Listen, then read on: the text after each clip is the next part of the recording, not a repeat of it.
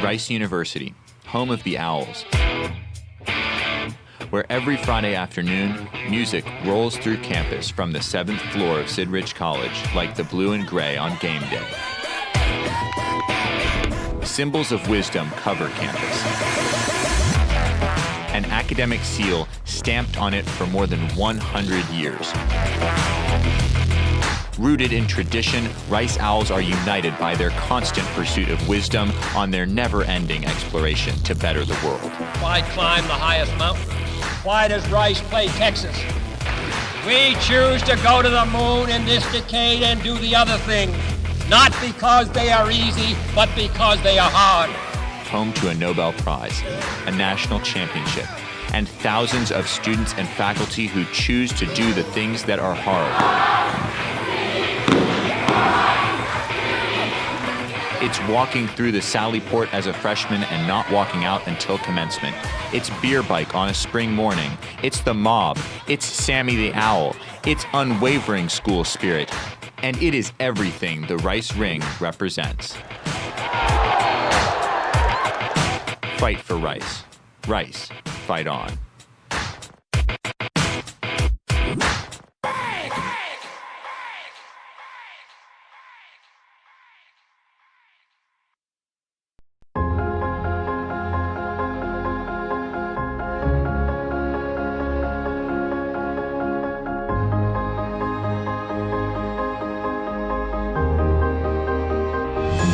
Business, leadership, independent, life-changing, strong, hard workers, record breakers, game changer, difference makers. I am intelligent. I am determined.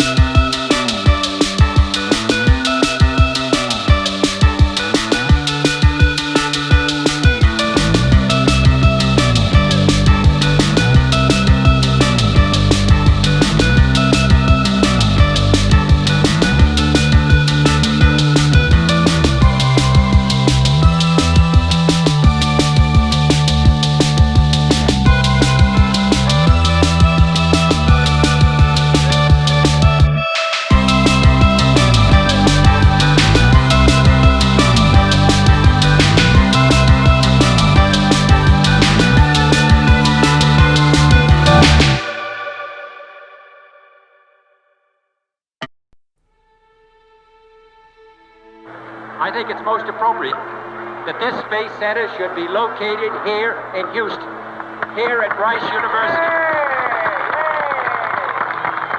A city which has been identified with progress in this state and country. So we come here today to see what is being planned for the future. We choose to go to the moon in this decade and do the other things, not because they are easy, but because they are hard. Liftoff. We have a liftoff. Liftoff on Apollo 11. Tower cleared.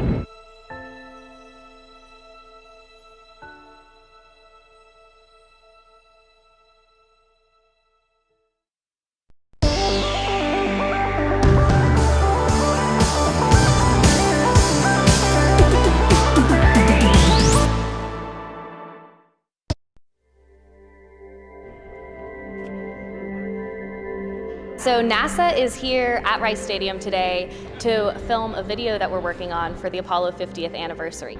Okay, action! We're trying to show all of these different generations and these different positions of people at NASA who have helped kind of build NASA into what it is today. We have about 45 Apollo alumni coming out today, about 100 Johnson Space Center employees, and other retirees coming out. I think it's great being here at Rice Stadium where President Kennedy made that great speech back in September of 1962, which was a really an inspiring speech about going to the moon.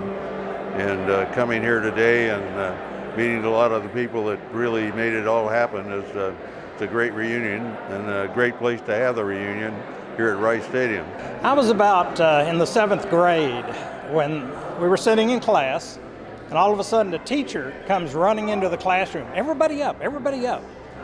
And so we all got up, they hustled us out to the bus, and we got on the bus, and somewhere along the line we learned we were going to go listen to the president. So we went out to Rice Stadium, and they had us come off the bus, get into the stands, and we all sat prim and proper, just like we'd always been taught. When I look back on it and see the importance of what he was saying at that time, and then for me to graduate from school and go to work in the space program, it means a lot more to me now. That I was there, I appreciate being there. I worked on all the unmanned and manned Apollo missions through Apollo 12.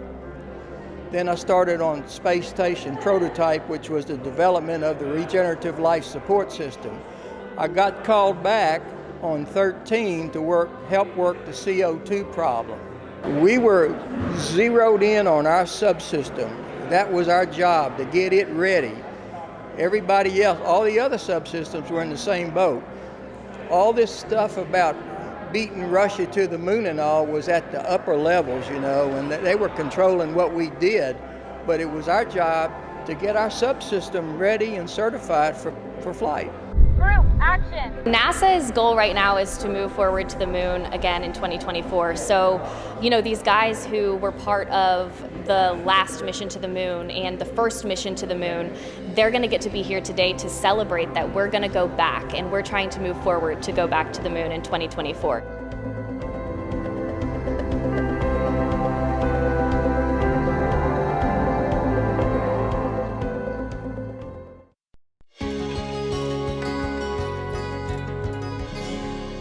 A UH researcher has discovered a major clue to stopping sickle cell disease, which affects about 100,000 people in the United States. The clue is tied to how sickle cells form. Associate Professor Vasily Lubchenko found that droplets of hemoglobin-enriched liquid form clusters inside some red blood cells, and those clusters allow the growth of sickle cell anemia fibers that cause the disease. Lubchenko says one way to prevent sickle cell disease is to prevent the formation of clusters, so sickle cell fibers can't grow out of them. College of Education Associate Professor Milena Keller-Margulies is developing a quicker and more reliable way to assess younger students' writing abilities. Keller-Margulies and her team are studying whether computer-based scoring of short writing samples is effective, which would allow teachers to identify which elementary school students are struggling with basic writing skills and need extra help.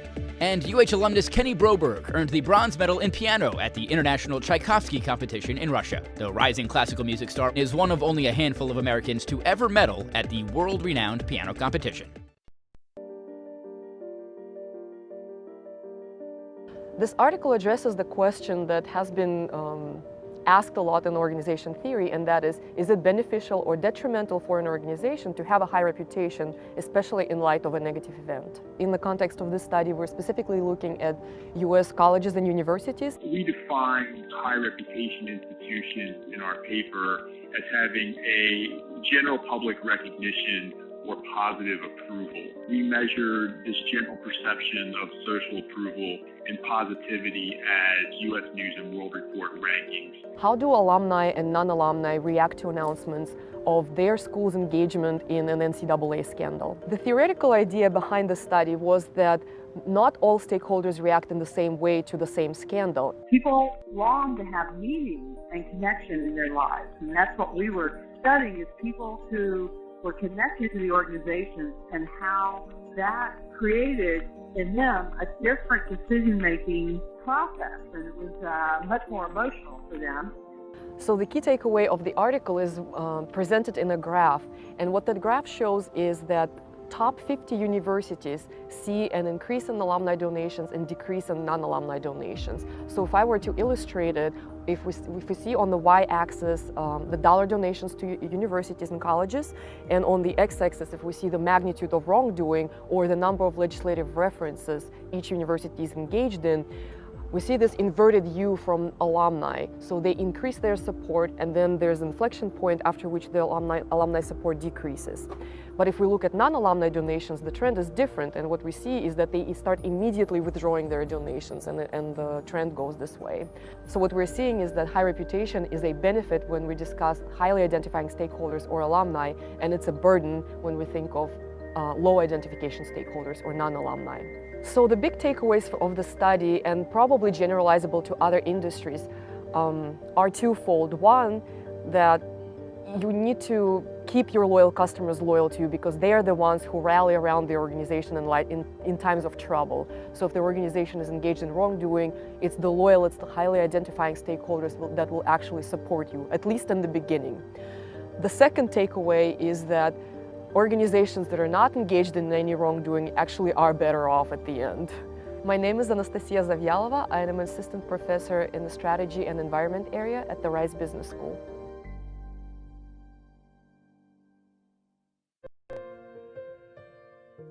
Houston is a great city. It's an opportunity city where people can find employment, where they can gain the skills to be successful.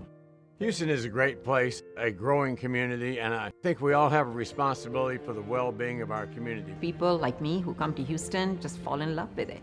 However, we do have challenges. We rank 47 out of 50 states in terms of the ratio, the number of primary care physicians per population. Surrounding the Texas Medical Center are geographic communities that have major health disparities and health indices that are sometimes in some places similar to those of third world countries. We have plenty of specialists, some of the top in the world, but really to be able to have a program focused on primary care, to really teach that broad base net that we need to support our community is essential. Only about 20% of medical students that graduate go into primary care. So when we think about this world of being more about preventative care, about managing chronic illness, that needs to be done largely by primary care physicians. I think everybody agrees in Houston there is a gap. Who's going to step up and fill that gap? We are the largest public university in Houston. We will need to have a medical school.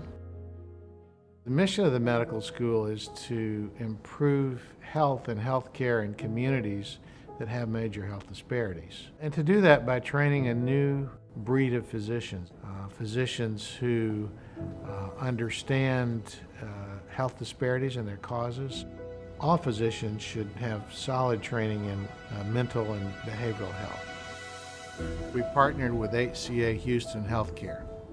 HCA Health is not only the largest hospital company in America, but they're also the largest hospital system within the greater Houston area. We need a hospital partner to train our medical students and our future residents. I'm a huge supporter of this for many reasons. I represent 60 institutions, and many of them are leaders of medical schools as well as hospitals. They see this as extremely complementary to the existing hospitals and medical schools that exist today. University of Houston has always been innovators in so many ways. Thinking about designing a medical school for the future, population health is the cornerstone for that mindset, meaning that you can't just treat patients when they come through the door in the clinic. You need to manage them remotely. And so I think the opportunity that University of Houston has is to really design an entire medical school around many of the technologies that are here today. The Greater Houston Partnership is the voice of the business community. When someone is thinking about moving a business to Houston, they'll ask a number of questions. They'll ask a lot of questions about just the general economy and the policy environment. Is this a good place to do business? They'll ask questions about the educational system here, education opportunities. And then the third thing on that list typically is healthcare. There's a greater concern today among employers that the overall state of Houston's healthcare system is not what we need it to be. I think healthcare is right up there with, at the top of the spectrum is people want to know when they come there, what are my healthcare options? I think of University of Houston as being an ideal proponent of focus on primary care, a focus on health care for the urban setting as well as the rural setting, because that's kind of where University of Houston has always been. It's always found that balance between quality and access. That's what UH does. It reaches out and it strengthens our our entire community. We have to lead, we have to set an example that we care about people, because at the end of the day, whatever business we're in, whether it's education at U of H, whether it's petroleum business, furniture business, we're all in the people business. So if we can care about our people and our citizens, then we have done something right. The University of Houston, over the past decade, it is becoming a mecca for some of the top talent in the world. It is a natural progression of a medical school. This is really a step to the future. This is the beginning of what I think many medical schools will do, is really build a much broader base of primary care physicians, because that's what our community needs. So when we think about this investment, this is an investment in our future that will pay huge dividends. My appeal to anybody who's listening is come and be part of this journey. Come and be part of this dream. Come and build a city for tomorrow.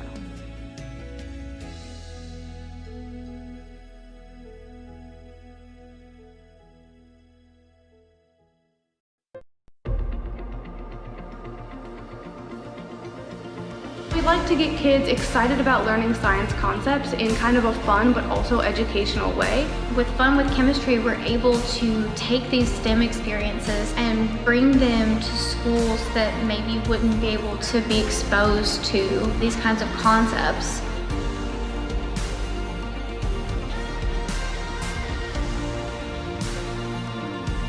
Going to schools and just being present as a minority woman, doing science shows girls that they can see themselves up there doing similar things, and I'm really glad that I get to be a part of that.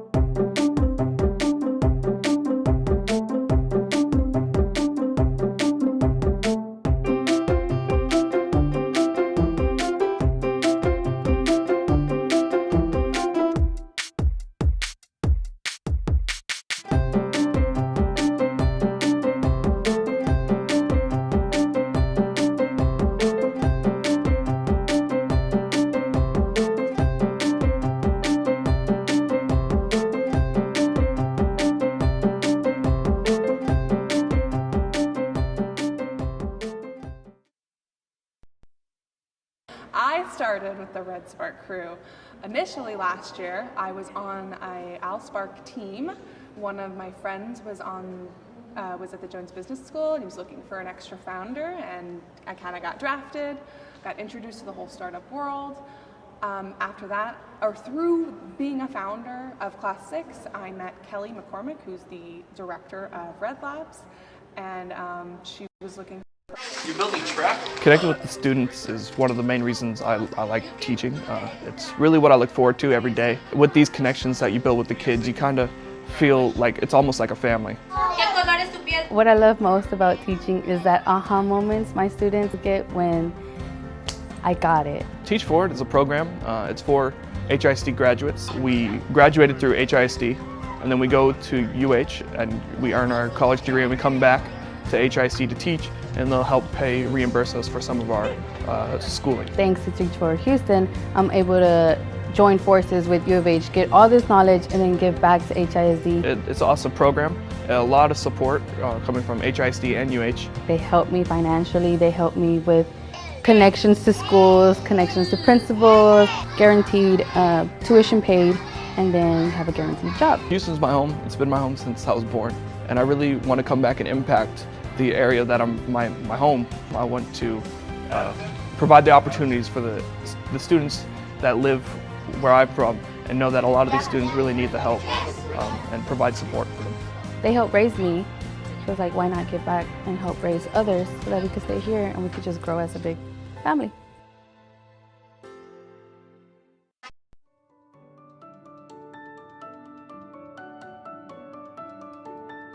I'm in a position where I help manage a few other managers within our organization, and this had always been traditionally a big challenge for me, is giving effective feedback, especially when maybe there are opportunities to improve. And so I took that framework that was talked about in that class, and literally that week was able to go and visit with several of the people that I manage, and quite frankly, I was blown away by the fact that people they received it very differently when it was coming from a place where I was on their side. For people who don't want to stay in a technical role their entire life, who want to step into a more managerial function and eventually lead an organization, they can especially benefit as they try to step into that managerial space from having the one-on-one attention of, okay, what are your strengths and weaknesses as a communicator, as a leader, and just getting a better understanding of those before they take that next step, I think is really important. This program is significant in that it's one-on-one sessions and it's client-led, so I get to map out the course that I want to take and what I want to work on through each one of these sessions. I know a lot of things about myself now, and whenever I'm taking a decision or behaving in some way, I know how to think. I take a 10,000 feet view and be a better person and a leader. As I'm getting all this knowledge in the MBA classroom that I didn't have before, and as I'm seeing things at my company that oh my gosh, I had no idea that this is how it's supposed to be done, we could be doing this better. Learning how to influence without that formal authority has been really, really helpful. How do I empower people effectively just by the way that I live my life? And one of the things I recognized was active listening and developing empathy. And these were all things that did not necessarily come naturally. One thing that's really exciting when you sit in these Catalyst modules time after time is that you hear students come back during the second session saying, oh my gosh, I just took the skill from the last session and applied it with my colleagues, and I cannot believe how well it worked.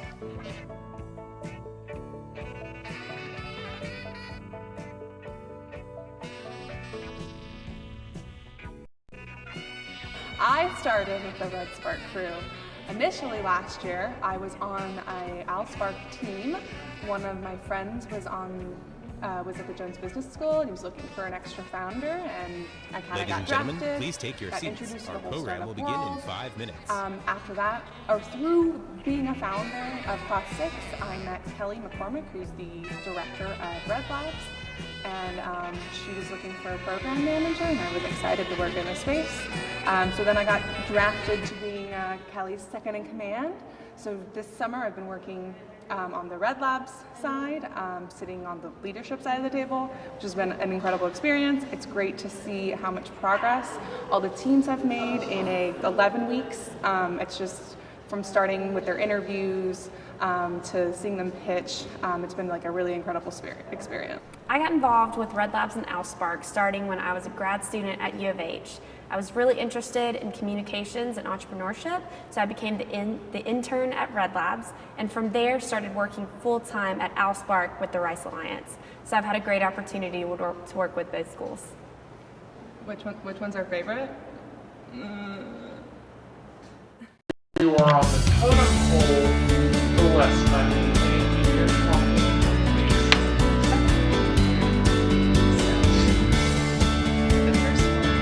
That's where the struggle is for veterans. They don't want to ask for help. They think that they don't need help, and the veteran will actually do without in order to feed their family.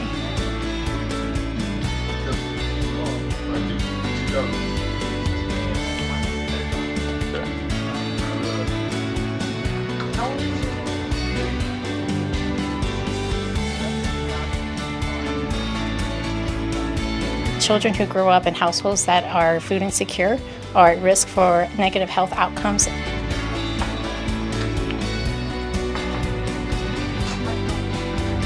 For me, it's a healing aspect because I'm able to share my story through photos without words.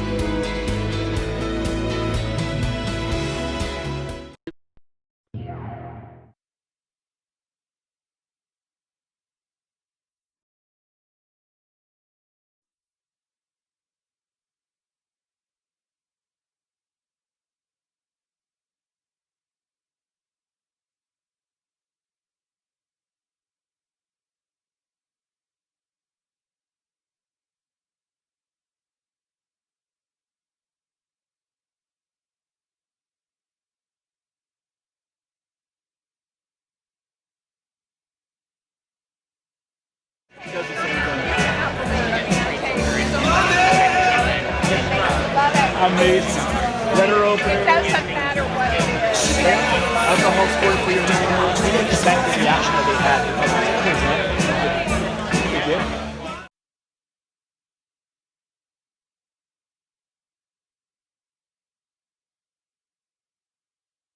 I started with the RedSpark crew. Initially last year, I was on a OwlSpark team. One of my friends was at the Jones Business School, and he was looking for an extra founder, and I kind of got drafted, got introduced to the whole startup world. After that, or through being a founder of Class 6, I met Kelly McCormick, who's the director of Red Labs, and she was looking for a program manager, and I was excited to work in this space. So then I got drafted to being Kelly's second in command. So this summer I've been working on the Red Labs side, sitting on the leadership side of the table, which has been an incredible experience. It's great to see how much progress all the teams have made in 11 weeks. It's just from starting with their interviews to seeing them pitch. It's been like a really incredible experience. I got involved with Red Labs and OwlSpark starting when I was a grad student at U of H. I was really interested in communications and entrepreneurship, so I became the intern at Red Labs, and from there started working full-time at OwlSpark with the Rice Alliance. So I've had a great opportunity to work with both schools. Which one's our favorite?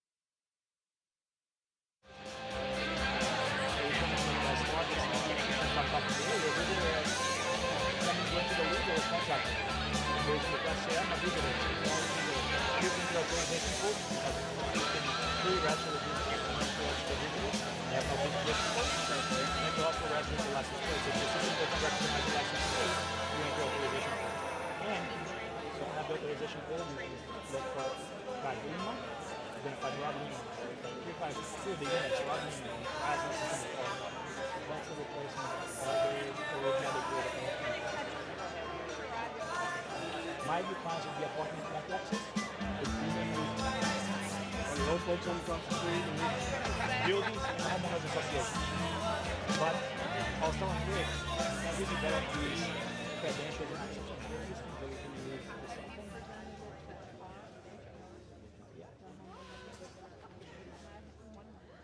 Wow, I lost my shoe in that transition. Hello, Houston!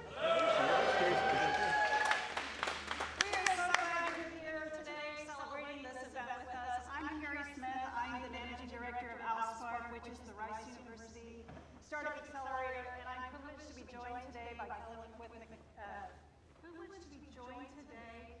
McCormick, who is the Managing Director of Red Labs, which is the University of Houston Startup Accelerator. We are so excited. It's also amazing to see so many community friends here today. Brad Burke, the Rice Alliance, Emily Keaton with WeWork Labs, Ed Blair, Dave Cook with the Bayou School. We are so glad you guys are here today celebrating with us. We have a lot in store for you. Our startups have worked so hard over the summer, and they've got a lot to show you. Today you'll hear from 16 startups from Class 7 of Red Labs and OwlSpark. Immediately following the pitches, we will have a showcase over at the Cannon, the new co-working space next door. You can just exit the way that you entered, and there'll be signs and volunteers directing you over to the new building. Our showcase is in the front of the building, and you can have access to the new co-working space in the back. There'll be some volunteers from the Cannon who will be giving short tours and showing you the space, answering questions. Also, for any friends and family that couldn't make it today, we do have a live stream available at live.bayou-startupshowcase.com. If you're using Instagram or Twitter, we're asking the audience to use the hashtag BSS19 so that you can share photos and remarks, because we'd love to hear more about your experience here today. We also do have people filming and professional photographers during the pitches, so we're asking the audience to please not use flash photography. If this is your first time here, welcome. If you're unfamiliar with what we do, we empower entrepreneurs. We've been doing it for 7 years, and it's our primary focus. Each year we spend about 12 weeks each summer trying to help founders, or teams of founders from the universities that have faculty, staff, students, and alumni We help them develop viable business models around their innovative business ideas. With an emphasis on experimentation and rapid iteration, we teach disciplined startup strategies that help them have an eye towards reducing risk and increasing odds. We feature a wide range of hyper-targeted training, hyper-targeted accelerated training over the summer. And we teach basic principles around customer discovery, brand strategy, communication, and fundraising principles. And today is a culmination of those last 12 weeks in our startups. Excited to show you what they've done over the summer. Today also celebrates the 6th year of a one-of-a-kind partnership between 2 Tier 1 research universities. Together, we've created a community-based program that sources best-in-class resources, programming, and mentorship from the Houston community. And we affectionately call our program RedSpark, the combination of Red Labs and OwlSpark. We're very proud of our partnership because most other cities, two universities like this would probably be rivals. But we're interested in creating camaraderie and collaboration. Camaraderie. Yeah. Collaboration.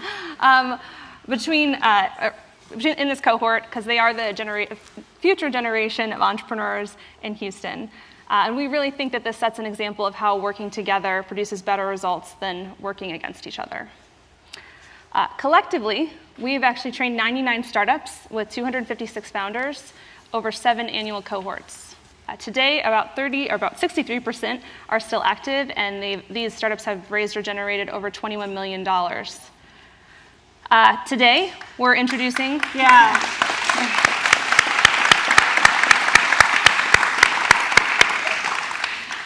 Today, we're introducing our newest class that will soon be RedSpark alumni after today. And we have 16 startups here today and 38 founders, with startups ranging everything from enterprise software platforms to consumer products, medical devices, and apps. We have founders with a diverse range of backgrounds, everything from undergraduate degrees in economics to bioengineering students. We have law school faculty, recent alumni in industrial design, MBAs, and many more. Statistically, this is our first cohort. Easy for you to say, statistically. Statistically, this is our first cohort with all founders over the age of 21. So that was a really good thing for us this year. More importantly, 37% of our class is female founders. And you'll hear from 7 of them today. They'll be pitching here today, and that's really important to us because that is actually the highest number of female founders we've had pitching from the past years of events combined. Nice. So this program wouldn't be what it is today without the support of so many that have engaged. Kelly and I would like to acknowledge the support of all of these individuals on the screen that you see today. There's over 70 individuals who have plugged in with our organization over the summer and either worked with us or engaged with our teams. These are subject matter experts and experienced entrepreneurs who come and give back and help do unglamorous things like develop product roadmaps and set milestones and identify key metrics and crystallize business plans. Thanks also to these featured alumni founders that you see highlighted in green. These are individuals who have gone through our program in the past who continue to give back. Kelly and I work really hard to make sure that the culture that we cultivate within RedSpark is one of a collaborative nature and one that is supportive of each other. So these founders that are highlighted, you see, will come back each year and help frame and enable the mindset of each new cohort and help set that creative culture going forward from the outset. So we're here today to celebrate the founders' hard work over the summer and the community that supports them. Today is a milestone in their entrepreneurial journey, and I know you came here to see it, so let's go ahead and get to it. Please join me in welcoming our first startup, Cook Lab, out of the University of Houston Startup Accelerator, Red Labs. Woo.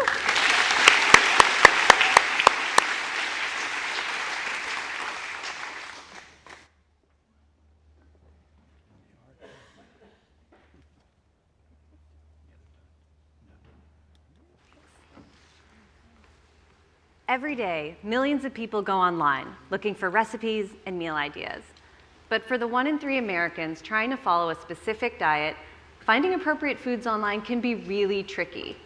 Online recipes are built to look good and taste good.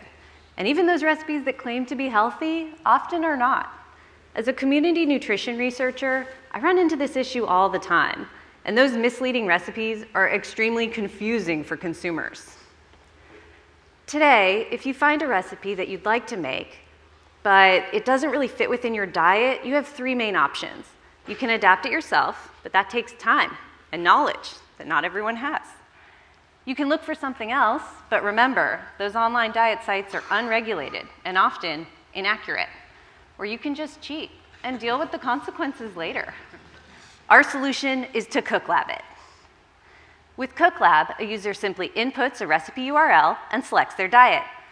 Our cross-platform application uses natural language processing to generate a nutrition score, flag for one of 8 major allergens, and instantly swaps ingredients and instructions for healthy alternatives, thus creating an optimized version of the recipe you put in.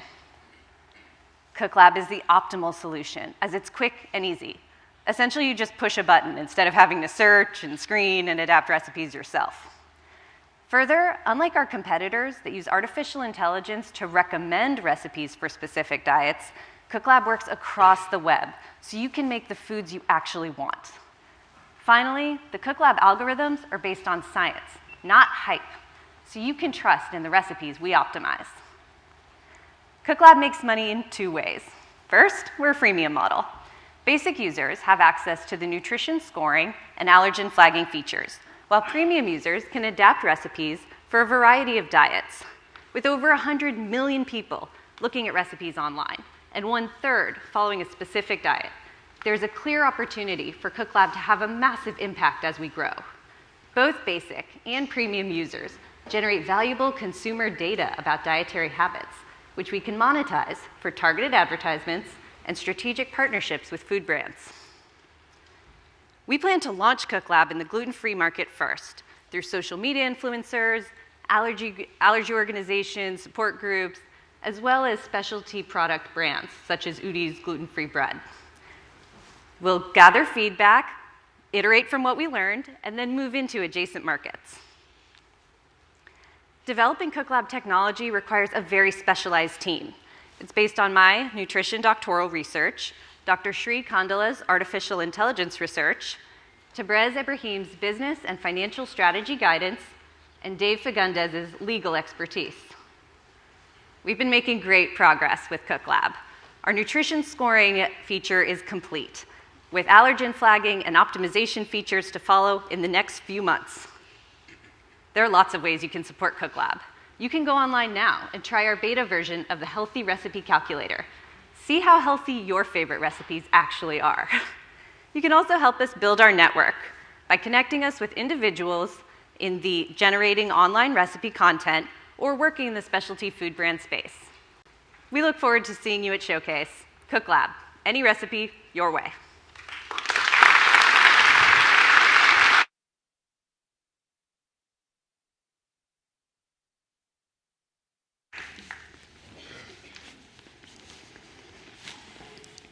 How many of you here have ever stood in a line like this?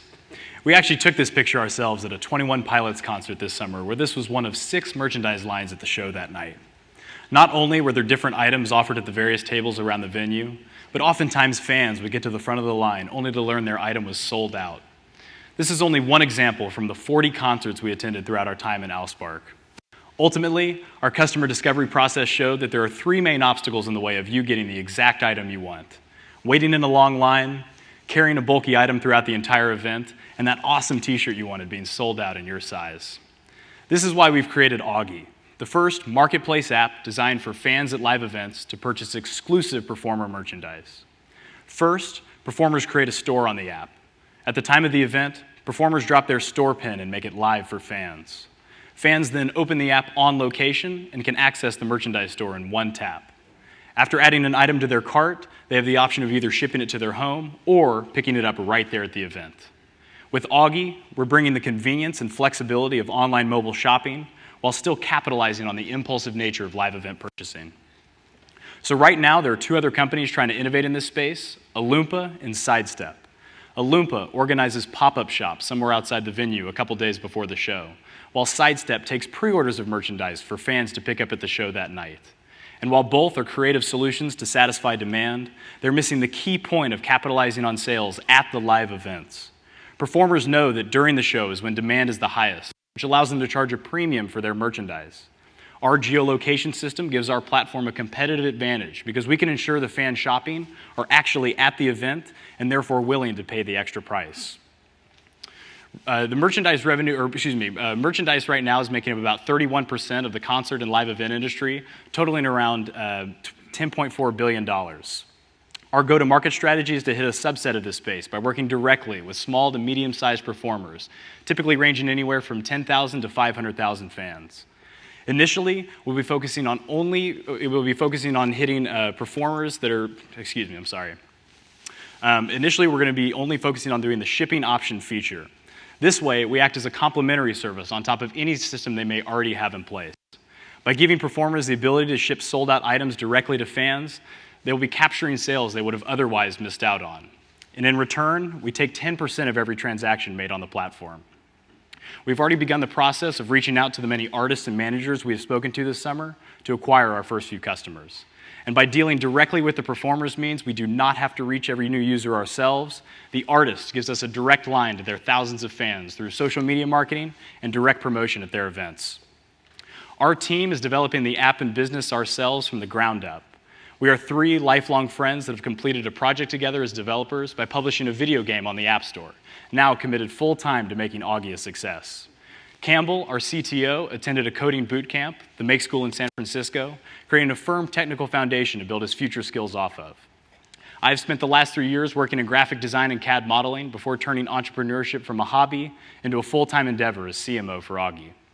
Connor, our CEO, has worked for Turner Sports and Event Management and with a startup that sold merchandise through Groupon.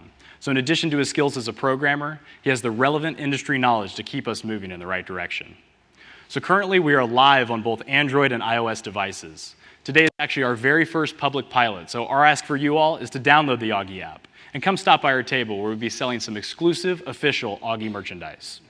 And as a thank you for all of you who are willing to help test this out today, we'll be offering free shipping on all orders made at BSS. Thank you all for coming out. We look forward to seeing you at our booth.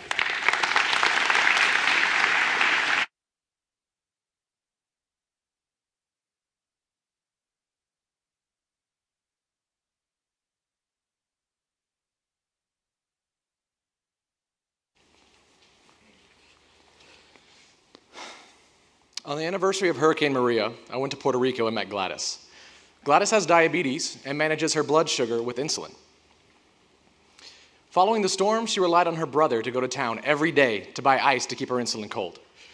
He wasn't always available, the lines were hours long, and the ice was scarce and expensive. Her insulin spoiled twice, and Gladys was hospitalized twice. On the second occasion, she slipped into a coma. This resulted in thousands of dollars in medical bills, but more importantly, severely damaged her health and threatened her life.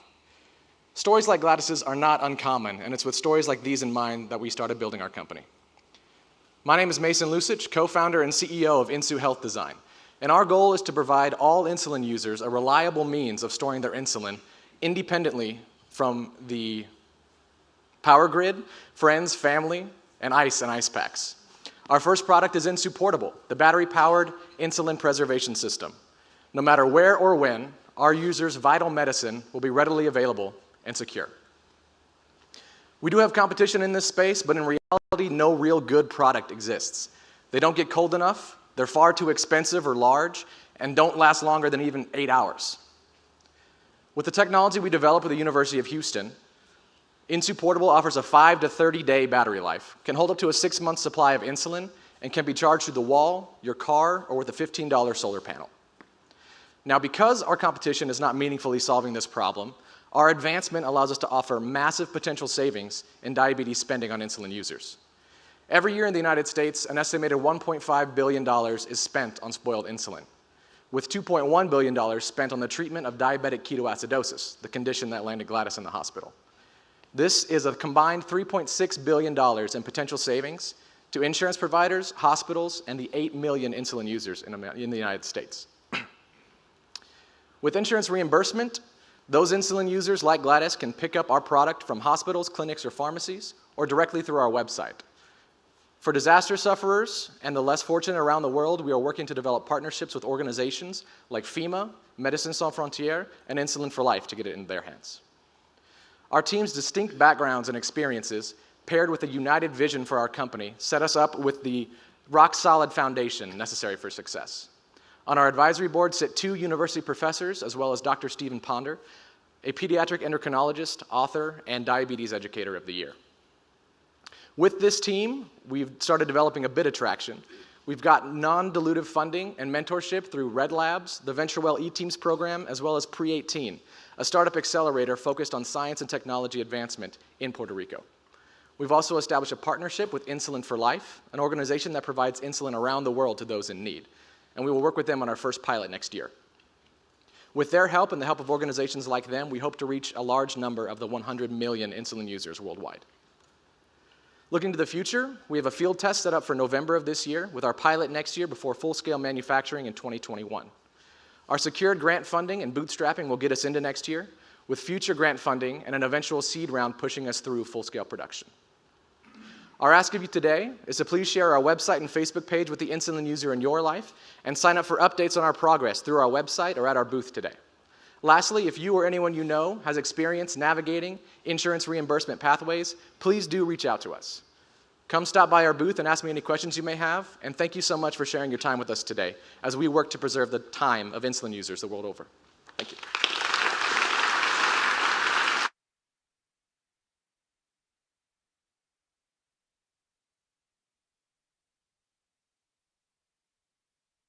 First of all, thank you everybody for being here. My name is Ged Mehmedi, and I'm one of the founders of PCAT Copycat. We're working to put the student back in charge. Let me explain. As a pre-pharmacy student, I spent the majority of undergrad committed to one singular goal: get into pharmacy school so I can realize my dream of becoming a pharmacist. However, in time, I kind of realized that no matter all my hard work and effort, whether I get in or not really depends on one factor: an entrance exam, the PCAT, also known as the Pharmacy College Admissions Test. In order to prepare for my PCAT, I spent $2,500 I could not afford on 3 different resources and committed over 4 months of studying in total. I had to buy 3 different resources because I could not find one that was comprehensive enough and covered everything. I had to spend $2,500 because big-name companies are taking advantage of the lack of competition in the space, and I had to spend 4 months studying because the content of delivery was typically through textbooks, which I found to be very dry and boring. Guys, my generation grew up in front of a screen. That's why we started PCAT Copycat. PCAT Copycat is test prep that's affordable, it's comprehensive, it's web and app integrated, it's student-driven, and it's expertly tailored to pre-pharmacy only.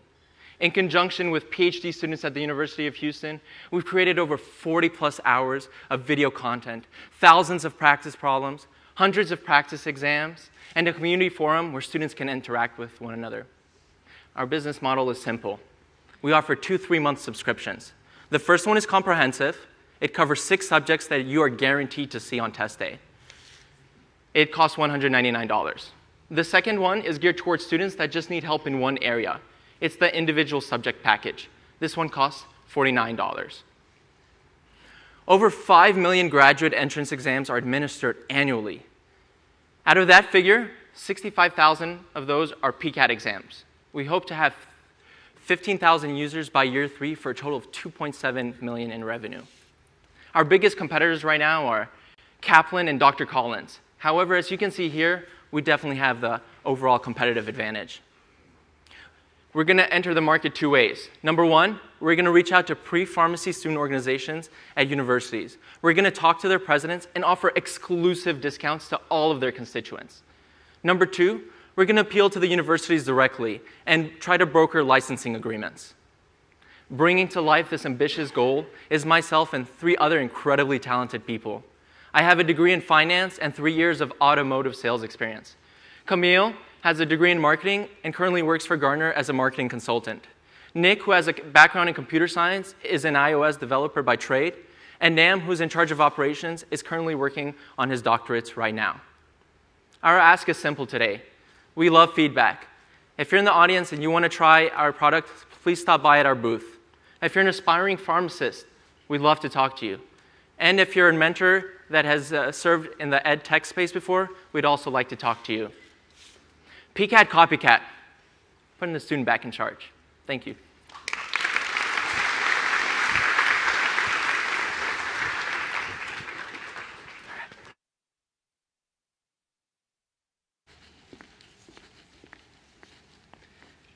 Justin was enjoying his vacation in Mexico, but when he took a bite into his meal, he knew that something wasn't quite right. His mouth started tingling, and he realized that he was about to have a deadly allergic reaction. With his heart pounding and throat tightening, he reached for his EpiPen, only to remember that he had left it at home. He was frantically rushed to the ER, and after several hours in the hospital, Justin's symptoms were back under control. Justin was all right, but he was lucky to leave alive. 12.8 million Americans suffer from severe food allergies, but I always assumed that the problem of allergy mitigation was already solved. I knew there were devices like the EpiPen and AviQ that provided a medical solution for anaphylaxis. However, after hearing this story from my co-founder, Justin Tang, I realized that a functioning drug is only one piece of the puzzle. Medication is only effective if it is accessible to the patient. And in reality, 45% of people prescribed autoinjectors do not carry them regularly. Their autoinjectors are either too bulky to keep with them, or they simply forget to move them from bag to bag. Considering that every year, 200,000 Americans receive emergency medical treatment for allergic reactions, and 86% of allergy-induced fatalities could have been prevented if the patient had their autoinjector, this is a life and death problem in desperate need of a solution. My name is Jacob, and I am one of the co-founders of Adren. Together, Justin and I founded Adren to help allergy sufferers keep their medication portable and conveniently accessible. Adren is essentially a foldable EpiPen. It performs all of the same functions and contains all of the same medications as the EpiPen and the AviQ. But the EpiPen is the size of a popsicle, and the AviQ is the size of a wallet. I bet you didn't even notice that I'm wearing Adren on my wrist right now, and our final iteration is going to be even smaller. To use the device, you simply remove it from your wrist, pop it out of its container, unfold it, and inject it into your thigh. Adren is making emergency medication more accessible to allergy sufferers. Our tests show that Adren can be accessed 70% faster than an autoinjector carried in a bag. But the real benefit of Adren is that it will allow patients to keep their autoinjectors on them more frequently. After interviewing over 60 autoinjector users, we anticipate that the wristband-style Adren will allow patients to be without their medication 65% less of the time. While we believe that Adren would be an excellent product for a variety of ages, we are targeting our initial consumers on the caretakers of patients aged 10 to 18. These children are old enough to carry and self-administer their medication, but they are constantly on the move. And their caretakers are concerned that they won't have the means or the presence of mind to keep their autoinjectors with them. Our plan is over the next 6 months to apply for a patent, finish creating a market-ready prototype within the next year, and pursue clinical trials and FDA approval by 2023. To help overcome these challenges, we plan on partnering with physicians and allergy associations with greater access to resources in the medical community. And once we achieve these milestones, we will be able to enter the $2.4 billion autoinjector market. Our ask is simple. If any of you are physicians or know any physicians involved in these associations, we would love to get connected. We are specifically looking for advisors who can help us through that FDA regulation process. We are a team of bioengineers dedicated to making sure the next time Justin has an allergic reaction, his medication will be no more than a wristband away. Thank you all for coming. I'm looking forward to meeting you at Showcase. If any of you currently use an EpiPen or AviQ and are curious about our product, please feel free to stop by our table and give Adren a shot.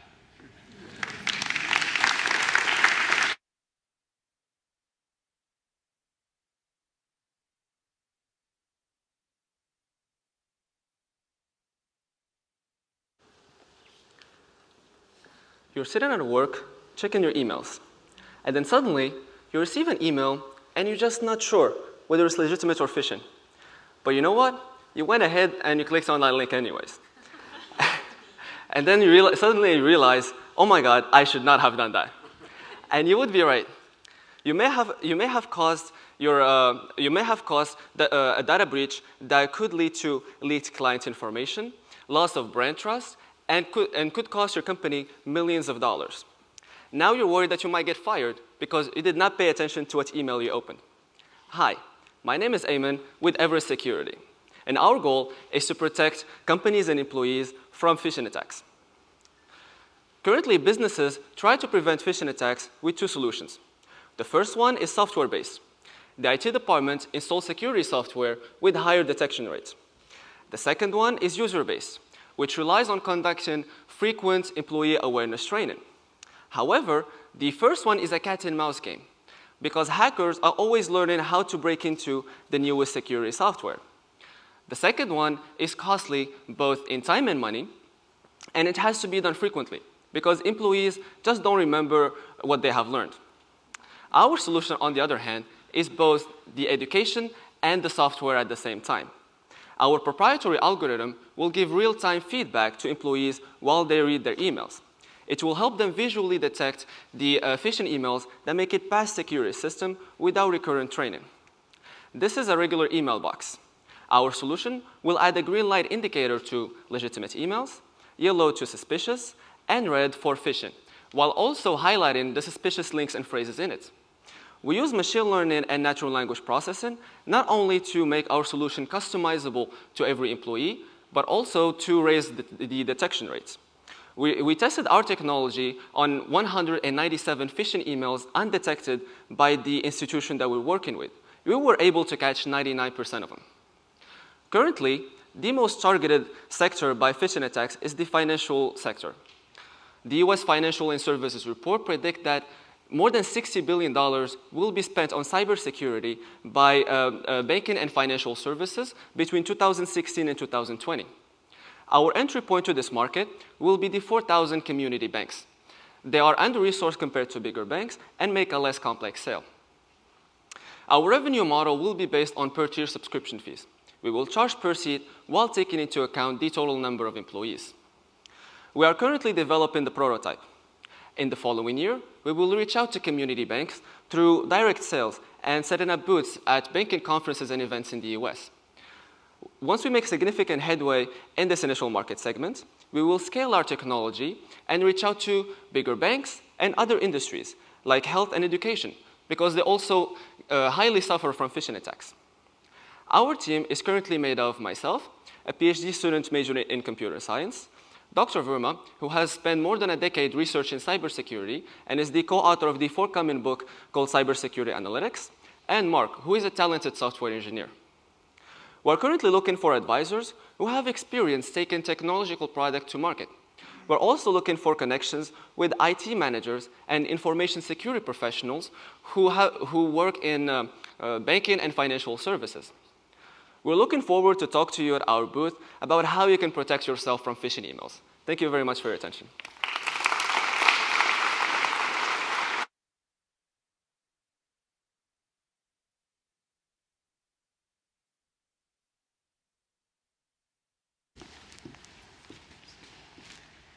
This is the infamous vaginal speculum. This device has been tormenting women for 150 years with no changes to its design. It's used to access the vaginal canal for standard procedures in the OB-GYN's office, but it has not been designed with the patient in mind. It has hard, uncomfortable blades that apply uneven pressure and can lead to obstructed visualization. It comes with multiple pinch points. It is made in stepwise sizes that don't work for every body type. and it makes an anxiety-inducing ratcheting noise when deployed. This summer, we realized not only is this an uncomfortable tool for the patient, but it's an ineffective one for the physician. Over 90% of the physicians that we talked to had difficulties using this device in specific patient populations with challenging anatomies, including elderly patients, adolescents, and high BMI patients. One of the most common practices that we saw involve layering several condoms or rubber gloves with the tips cut off over this device, just to make it perform as it should. In fact, we learned that patients in these specific categories are often not offered the full slate of treatments or contraceptives. That is unacceptable. Hi, my name is Joanna Nathan. I'm the CEO and co-founder of OwlSpark, where we are bringing equality of care to the OB-GYN patient. Every year, there are 60 million procedures performed with a speculum in OB-GYN's offices across the US. These devices all have that same duckbill design, both devices that are currently on the market and ones in development, which all have the same challenging issues. We have a better solution with the OwlSpark, a way to gently and optimally access and visualize the vaginal canal. Our device exerts 50% less pressure due to its radial expansion mechanism. It's made of a comfortable silicone-coated mesh. It's silent when deployed. The handle is angled away from the patient, keeping cold physician hands away from their body. And it provides full coverage, protecting the vaginal walls when dangerous tools are used during certain procedures. The device is used by inserting it in its collapsed form. The handle is then pulled back, dilating the device, pushing all of the tissue out of the way. The physician can then safely perform their procedure. We believe our device will gain traction in the market for 3 main reasons.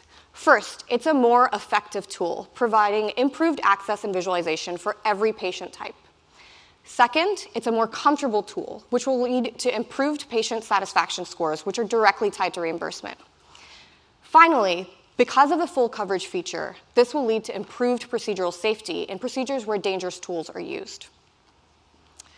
In the next year, we will complete our clinical product. We will then deploy this device in high-volume academic centers right here in Texas before going on to the rest of the country. Our team consists of passionate engineers and entrepreneurs with experience ranging from large med device companies to starting small medical startups from the ground up. We also have specific experience in designing and deploying clinical trials in the women's health space. Our team is supplemented with a slew of clinical advisors with experience ranging from fertility to gynecologic oncology to general OB-GYN. Each of these physicians is excited to be one of the first to use our device. Our ask today of the audience is twofold. First, we're looking for physicians to partner with on these initial clinical studies.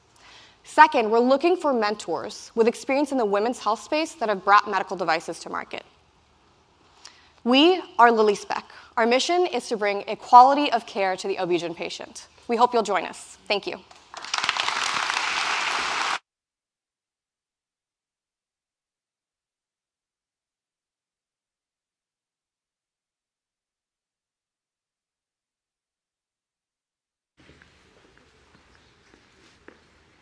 Unconstitutional.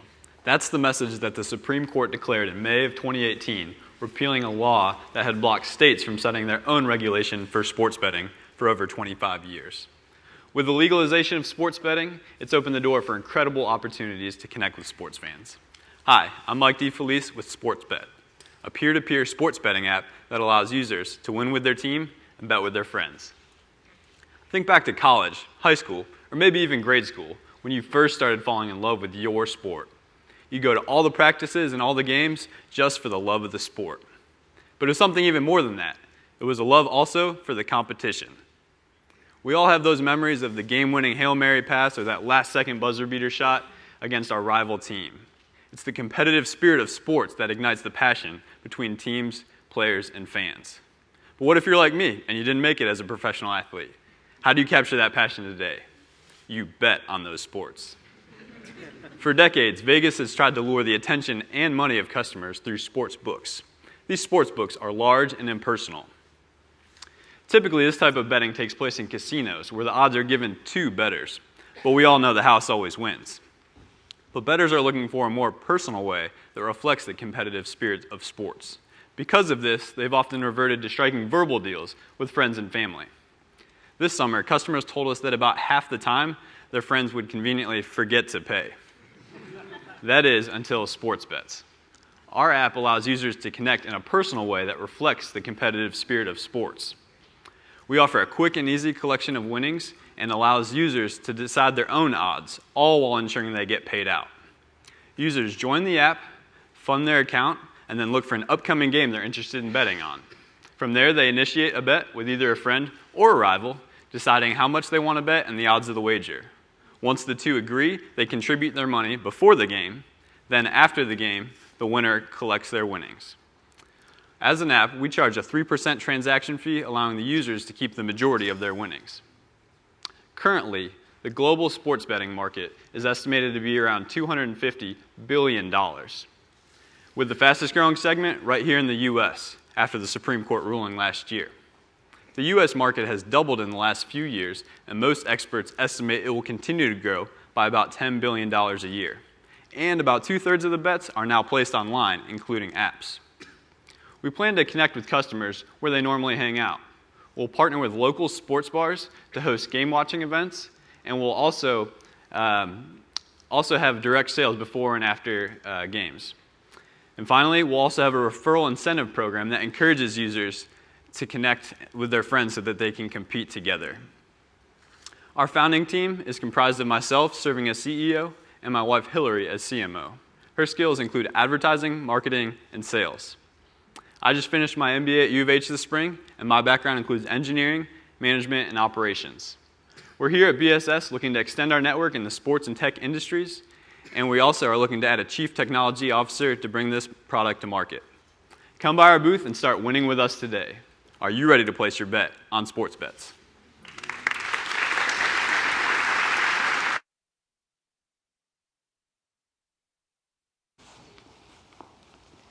My grandmother has arthritis, and from her, I learned that arthritis can turn a simple task into a difficult task.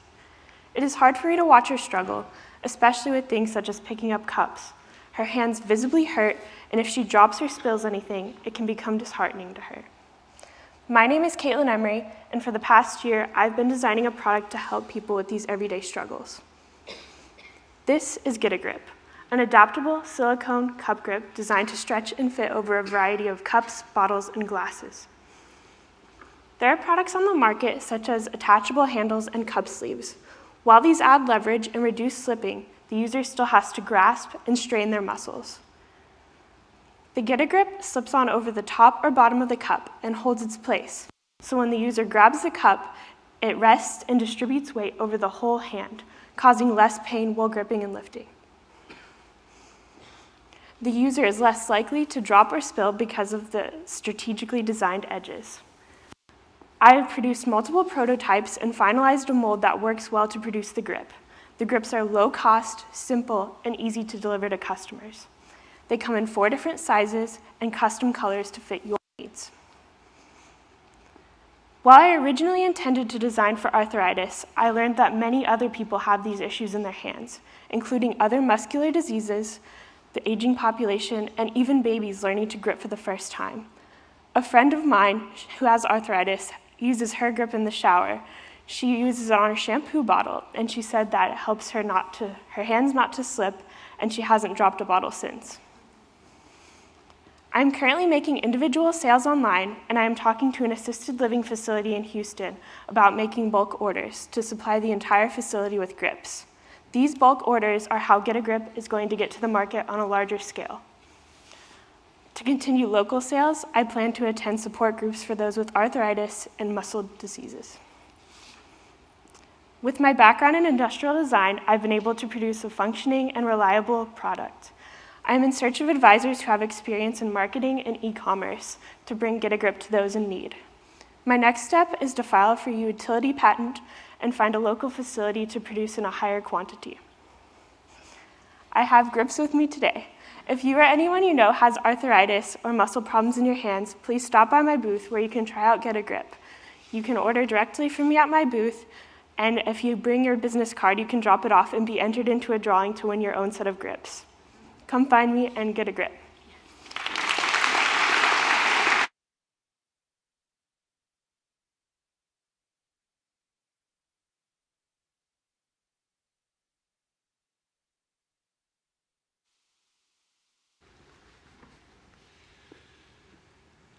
Three, two, one. Actually, today, I'm going to tell you about a failure to launch. It all started with a conversation with Mr. Matt Robbins, a 58-year-old, recently retired engineer.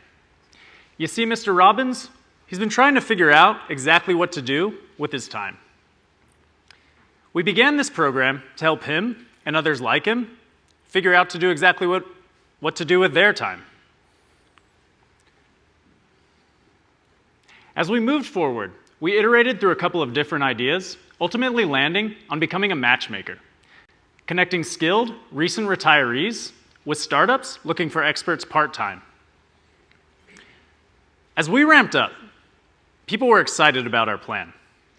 However, as we tried to gain traction in the marketplace, we found out that excitement and understanding do not equal sign-up and engagement, as well as a couple of other key lessons.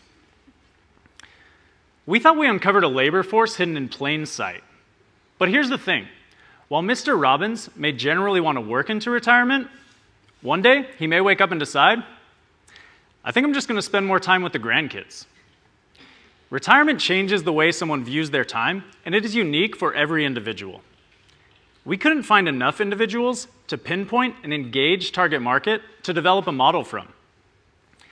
Drilling down to your target can be more resource intensive than selling to them. Now, you may not believe what I'm about to tell you, but many current retirees built their networks peer-to-peer and face-to-face without digital networks like LinkedIn. What seemed obvious to us, it turns out, is not yet a market need. With the changing landscape of how we interact and network, we suspect a shift in the market could occur as a current labor force accustomed to a digital world becomes retired. However, the market just isn't mature enough yet. Having a value proposition that is clearly differentiated, easily understood, and presently needed is paramount. We worked tirelessly to bring this startup to life. Creating a vision, building a brand, we interviewed over 100 retirees and startups, we tried different sign-up strategies and revenue models, and we ended up learning a ton about launching a startup. One of our biggest obstacles, though, was all rowing in the same direction. You see, as the product morphed, we all branched out into our own specificities, and as we tried to come back together, we had problems trying to get together on a unique, unified vision. That said, we loved our team. We had a great time working together. But having passion, having fun, working hard, having a great team, they're not enough without the data to back you up. So ultimately, we made a difficult decision to all go on to different pursuits. Akash Majumdar will take his branding and marketing skills to the entertainment industry. Austin Riddle will take his tenacity and determination to a new startup in the energy sector. Mary Fang will direct her digital marketing expertise to make a difference in health tech innovation.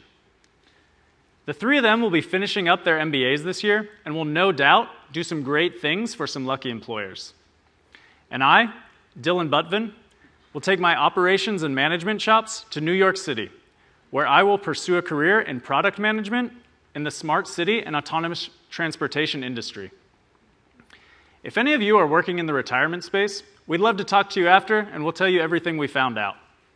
Or if you're a company or a startup looking for great team members, we know where to find them right behind our booth. And as we used to say at the second act, the show must go on. Thank you.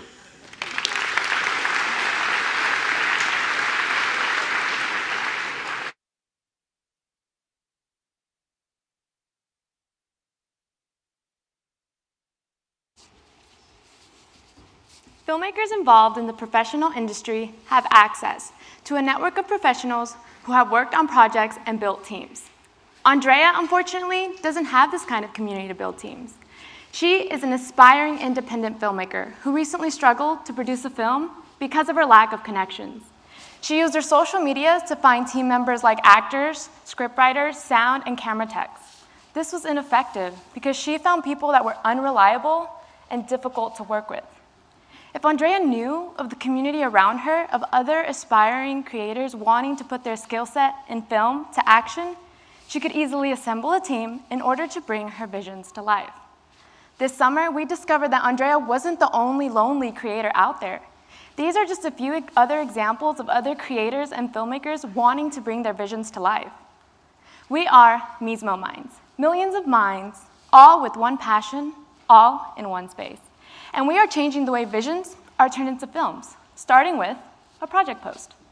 As a filmmaker, your project post is designed for you to attract team members based on your vision. The project post includes the vision, team members needed, team members join, schedule, and any additional information. This project post is then posted onto the project feed, where creators can then apply. A creator applies, filmmaker is notified, able to see the requestee's profile.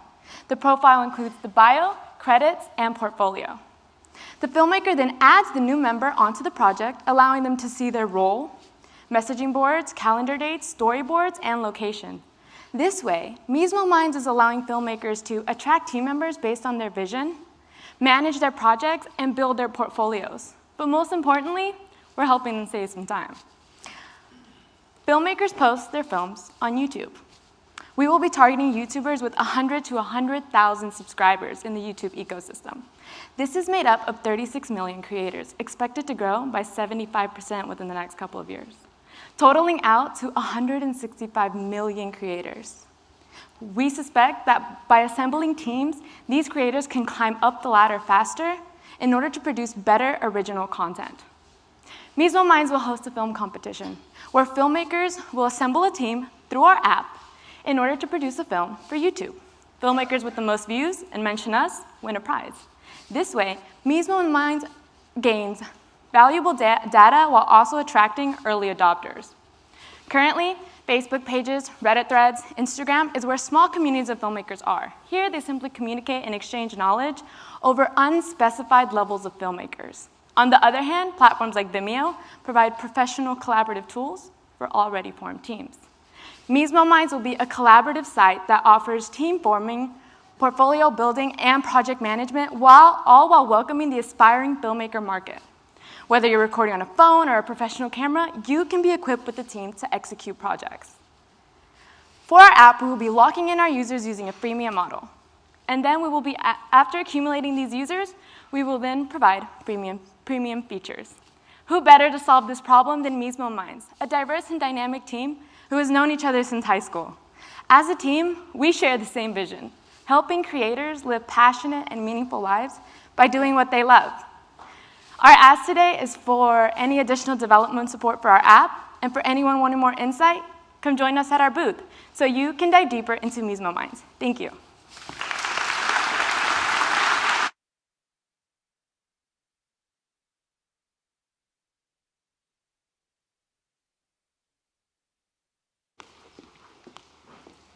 When I say emergency room or ER, what words come to mind? Chaotic, fast-paced, wait time, life-saving, critical. Managing an ER means being prepared for a broad spectrum of illnesses and injuries, including life-threatening emergencies at all times. I can tell you firsthand from my experience in clinical operations that staffing an ER is extremely difficult. There are two major problems clinical managers and administrators face when attempting to staff an ER adequately. One, inability to accurately forecast volume. Schedules are made weeks in advance and volumes vary hourly.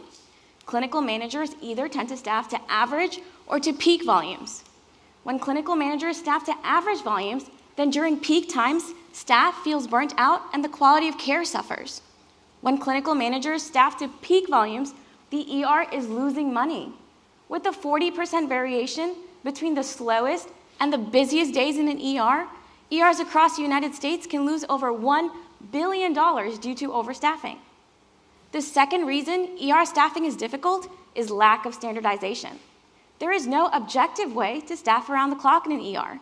There are multiple shift leaders with different opinions on productivity management. When employees perceive practices as unequal, it negatively affects company culture and adversely affects patient outcomes. Introducing MISE. MISE is an enterprise software that utilizes predictive analytics and machine learning algorithms to accurately forecast ER patient volume and automate labor optimization. MISE is integrated with electronic medical records, employee clock-in systems, and credentialing systems. It uses unbiased data to make cost-effective, safe staffing decisions. There are some competitors in the current space: Kronos, ShiftWizard, LaborWorks, just to name a few. But these pricey solutions are still labor-intensive. Clinical managers around the United States spend over 3 million hours or $140 million a year attempting to decipher data to make appropriate staffing decisions. We will reduce this by 60% and increase profitability by reducing overstaffing and overtime by 80%. MISE will make standardized, objective staffing decisions automatically, but clinical managers will have the ability to override any decisions at any time. Our revenue model is SaaS-based. We will charge a setup fee and monthly licensing fee based on ER size. Our team has the skill sets essential to get this job done. I am Nikita, and I have over 7 years of healthcare experience, which includes 3 years of labor cost management experience. Shalini Sadasivan has over 5 years of programming experience, and Manoj Tampi has over 10 years of integration experience, and he will help us build our integration team. We are specializing in the ER market, which is growing at a double-digit growth rate. We plan to acquire our first few customers through pilot projects. We are currently in the process of securing our first pilot project and intend to secure 2 more prior to the end of the year with our networks.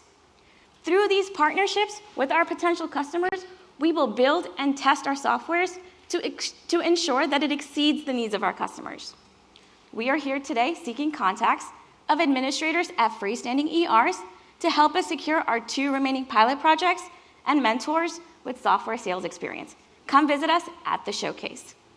Let MISE prioritize, optimize, and maximize in the ER so everyone can go back to focusing on what is truly important, the patients. Thank you.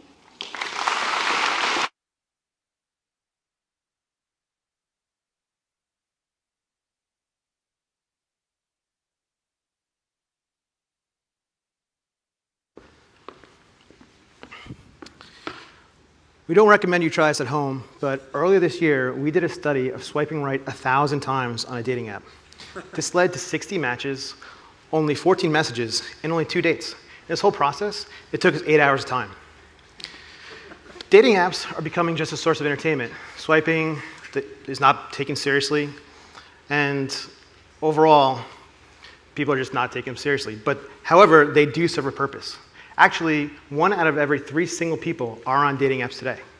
If you're not familiar how they work, you can literally ask the person next to you, or I'll explain real quick.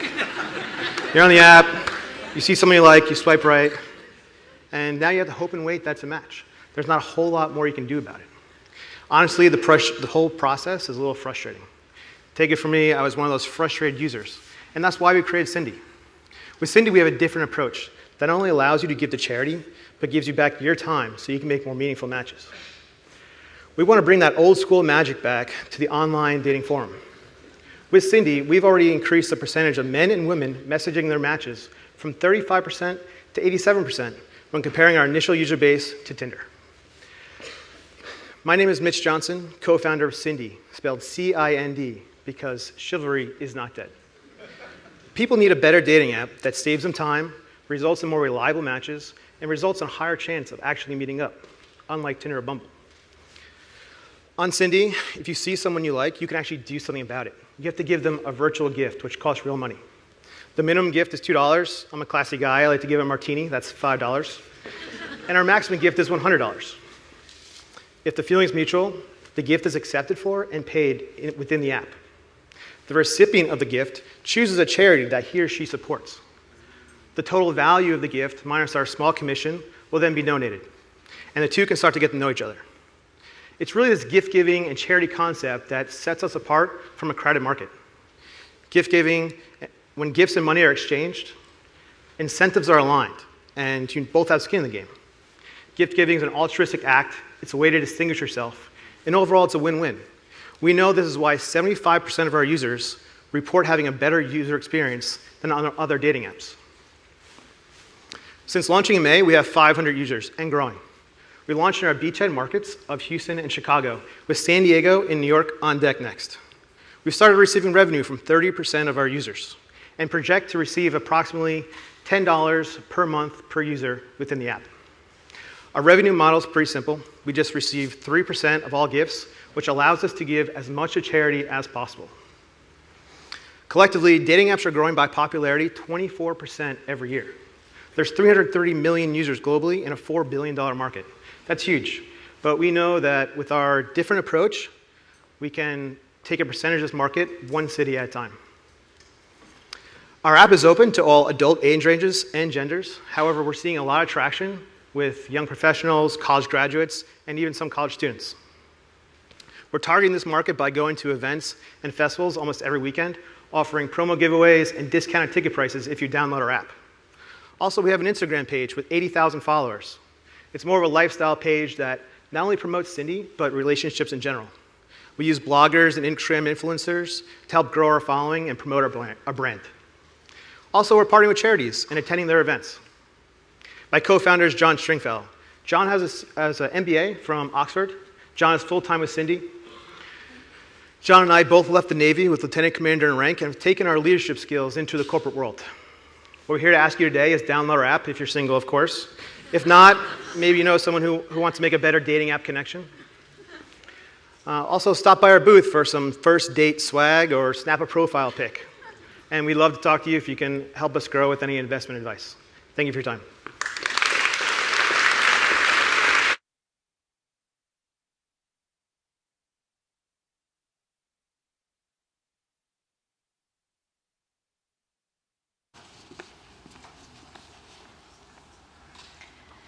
Immense dizziness, endless feeling of falling. You can't walk, you can't drive. You have lost complete control of your body because you have an invisible disease. Vertigo. 70 million people over the age of 40 have experienced some form of vestibular dysfunction in the United States. And many of them are told that it's all in their head. And honestly, they're not completely wrong. Vertigo is a symptom caused by an inner ear issue, physically in your head. And it can result in a complete loss of control of your body, recurring absences from work, and dangerous or even fatal falls. There are therapeutic exercises today that will help alleviate the symptoms of vertigo. But people are too scared to perform them by themselves because if done inaccurately, it can worsen the symptoms. Therefore, a physical therapist is needed to help. If someone is alone, whether at home, work, or on the go, and vertigo strikes, they may not have any access to help. Callie is the solution. Callie enables people who suffer from vertigo to accurately, independently, and safely complete therapeutic exercises in a way that reduces fear and helps them regain control of their lives. Callie is a wearable device that talks you through the exercises. It tracks the angle of your head and lets you know when you're in the right position and alerts you via vibration when you're in the wrong position. After completing the exercise, vertigo is gone. It's that simple. Depending on the origin of your vertigo symptoms, you can purchase Callie one of two ways. First, you can buy Callie directly from our website with the basic exercises provided. This will help the majority of people who suffer from the most common type of vertigo. But if your vertigo symptoms are more severe, then you will work with a physical therapist who will program Callie individually designed for you. The patient and physical therapist will reduce time and effort by advancing treatment plans at a faster rate, resulting in more time to help more people. Additionally, we plan to be covered by insurance and are researching reimbursement strategies. My name is Quinn Edgecombe, and I am the founder of Cali. While pursuing my Bachelor of Science of Industrial Design, I created the first functional prototype, won an award at an international design competition, was featured on the local news, and presented Cali at the South by Southwest trade show. Today, I am working on a second functional prototype, pursuing a provisional patent, and was invited to the TMC Alpha program. Next, I plan to partner with a physical therapist and conduct a pilot program to collect measurable data. And lastly, it is my goal to launch Cali by the end of 2021. We are currently seeking advisors in the medical device field, introductions to physical therapists, and I'm actively looking for circuit board designers who will help take Cali to the next level. Stop by our booth and see how Cali can help you calibrate your balance. Thank you.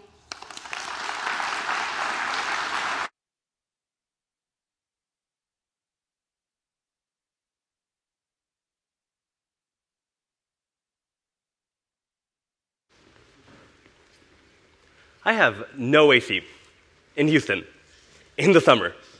Like most college students, I've had to move 2 times in the last year alone after being kicked off campus due to lack of space. And like most students, my search was pretty much limited to the renters I already knew in the community. So it's not that I couldn't find a place for 3 months with AC, it's that I didn't have access to the network needed to find these locations. There are over 2 million homes today that are specifically designated for off-campus student housing, but there is currently no centralized listing for these properties, which means there's a $1.5 billion locator market that has no direct way of reaching their market. Last year, we helped our landlords fill almost 20 of their rooms, and advertising directly to students was a nightmare. We did this once. They have to do this every single year. And I'm Jonathan Bunt, and this is why we're excited to present Kicked.OC. We are centralizing all these properties and making it quicker and easier for students to find off-campus housing in their local community. We're doing it in a pretty simple process. Basically, we're building a matching service. The landlords renting to students don't necessarily care about rental history. Students don't even know what rental history is. We're brand new to this. They care about their personality and that the kids aren't going to wreck their house. So they want to know if the person I'm housing is going to play guitar at night, some people like that, or if they're going to stay in their room. The students, on the other hand, care a lot more about the personality and the community in the place and the location. So how far is it from campus? Can I play guitar at night, or will I have to just stay in my room? So we let both sides tell us that. The landlord uploads their house and just a quick description of what type of tenant they want. The student uploads their personality, their priorities, and just tells us, this is what I do on a daily basis, and this is what I'm looking for. Kicked.OC then takes both sides, matches it behind the scene, and delivers the top candidates to both sides of the market, completely reducing the need to hunt for leads over and over and over again. While other sites are already doing basic tenant matching, such as Craigslist, Airbnb, and HAR, none of these offer the centralized listing and the personality-based matching that we found this market is interested in defining. And honestly, some of these sites have already started showing their reputation for student housing. Now, we're trying to make this as accessible as possible. We know the pockets of the small landlords aren't huge, so we're working with that. We want to make this so that a site where everyone can join in and support the local community. If you're a local landlord or a subletter, we just charge you one flat low fee for each person we sign once. And if you're in an apartment complex working with multiple units, trying to get students every year to fill your entire property, then we charge the first month's rent, scale down for however long our tenant stays with you. And we're excited to announce that we are officially live with traction, paying customers, and revenue today. We have over 100 student responses that these kids are excited to get this to market, to find their best location whenever they move off campus or to a new city for an internship. Our beta site is live functioning as an advertising platform for these local landlords to help them find local students to fill their houses and to build a better community around the universities. And we're even more excited to announce that the director of off-campus housing at Rice has agreed to list us as their exclusive located service for all Rice University students. And thank you. And we're moving forward with talks with the University of Houston and expanding around Houston as well. But we have a larger national vision. But we're on track right now to have over 100 local landlords registered on our site in Houston to make the community as vibrant and expansive as possible. By next year, we have plans in place to expand to Austin and College Station, following the same model by advertising directly to local landlords through their local universities. And beyond that, by the end of the year after, we have plans in place to start advertising through the students themselves by creating a student ambassador program so that local students can advertise our brand and bring traction to our site around their campus. And this is the team that's going to make it happen. Peter Razy is a computer science student right now focusing on algorithm design, and he has the skills necessary to build out the back end of our site. I'm Jonathan Bunt, an electrical engineer at Rice, and with my previous startup experience, Luminuncio, I bring the basics of running a lean company to the table. And we're here today to ask for your help. If you're a local landlord working in the space, renting to students, come talk to us and we'll make sure to get you listed and that your next tenant is the best one yet. And if you're a real estate broker or agent that is excited about the future of tech rental, we would love to connect and see how we can help each other meet our mutual next milestones. So please remember, don't live without XC here. Join KickDOC and come talk to us and connect with us. We're excited to meet you all. Thank you.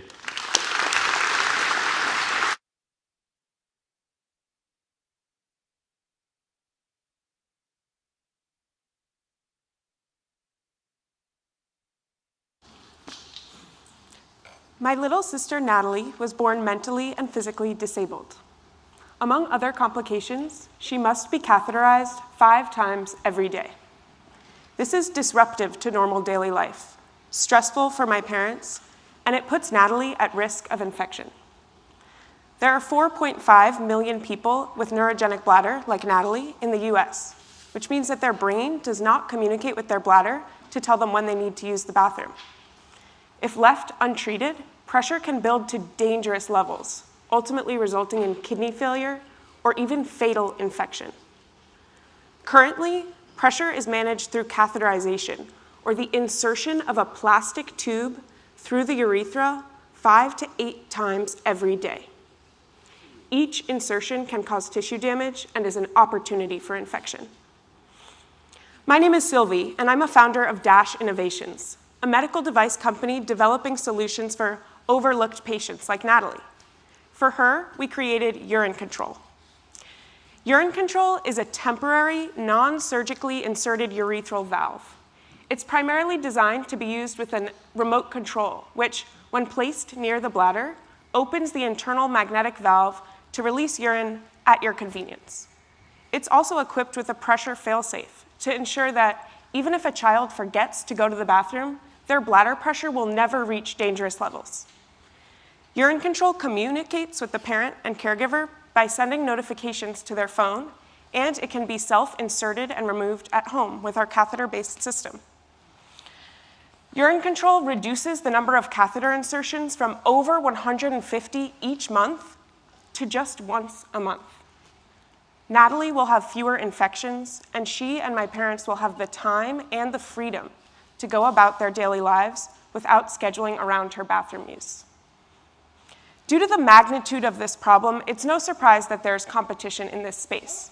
However, Urine Control is the only device that includes a pressure failsafe, which makes us uniquely fit to serve this less compliant pediatric population. Our initial market is the pediatric spina bifida population, because each of these children is born with a neurogenic bladder. With a prevalence of 20,000 and an incidence rate of 2,000 each year in the US, we qualify for the FDA's humanitarian device exemption pathway. This is a streamlined and more cost-effective way to get a device to those who need it most. Based on reimbursement rates and our customer interviews, we know that patients are paying over $5,000 annually for their catheters, which brings our initial market to a recurring $100 million. After consulting a doctor for caregiver training, Natalie would receive a subscription to Urine Control and would get the device delivered to her front door every 30 days from a distributor who bills an insurance company for reimbursement, the same way you probably get your contact lenses. We have won over $20,000 in business plan competitions and received grant funding through the Southwest Pediatric Device Consortium for early-stage product development. In 2020, we will continue benchtop and preclinical testing, and we anticipate pediatric market indication by Q4 of 2020, followed by adult indication in 2022. I'm joined by my teammates Hannah and Drew. This year, we've spent hours at Texas Children's Hospital with patients, nurses, and doctors, and we are dedicated to delivering a life-changing solution to Natalie and other children like her. Our board of advisors balance our engineering strengths with clinical expertise and years of experience bringing medical devices to market. If you're a product development company or interested in partnering with us to co-develop urine control and apply for non-dilutive grant funding, we'd love to talk to you so that we can tell Natalie, when it comes to your bladder, you're in control. Thank you.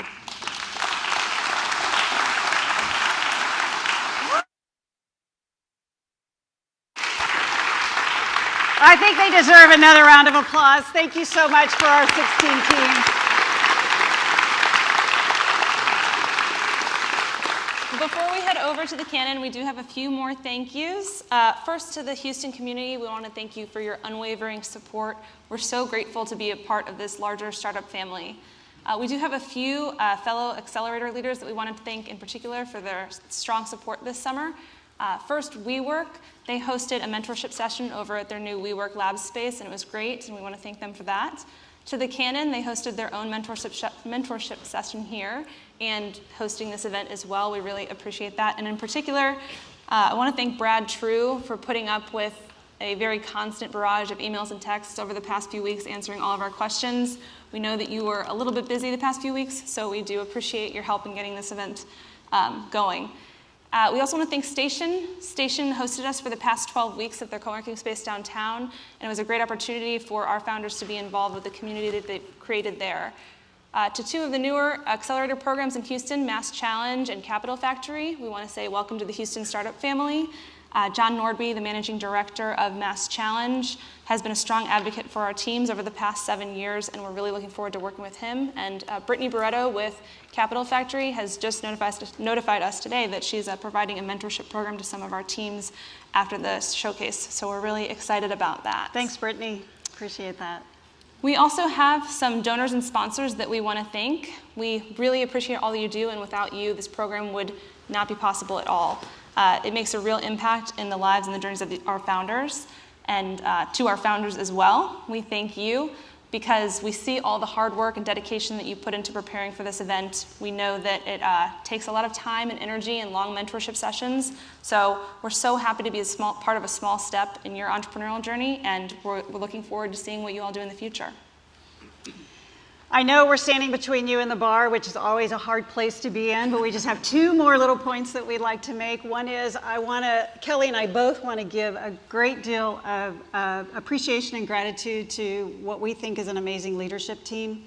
These folks that you see pictured here spent countless hours this summer making stuff happen. And we couldn't be more grateful. Today wouldn't have happened without them, and I just want to make sure that photographed here, I give thanks to all Liana and Jessica and Haley, Alfred and Alex, and poorly photoshopped here would be Steve and Priscilla. This is an amazing team. You should be jealous that Kelly and I have them. They couldn't have done a better job, and we're so grateful for helping us and helping our founders as well.